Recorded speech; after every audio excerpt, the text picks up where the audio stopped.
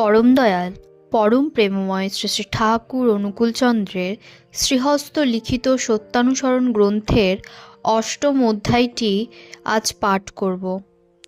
অষ্টম অধ্যায়টিতে বলা হয়েছে, যদি ভালো চাও তো জ্ঞানাভিমান ছাড়ো, সবারই কথা শোনো, আর যা তোমার হৃদয়ের বিস্তারের সাহায্য করে তাই করো।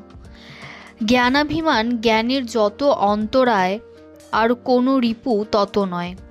যদি শিক্ষা দিতে চাও তবে কখনোই শিক্ষক হতে চেও না। আমি শিক্ষক, এই অহংকারই কাউকে শিখতে দেয় না। অহংকে যত দূরে রাখবে তোমার জ্ঞানের বা দর্শনের পাল্লা তত বিস্তার হবে। অহংটা যখনই মিলিয়ে যায়, জীব তখনই সর্বগুণ সম্পন্ন নির্গুণ হয়।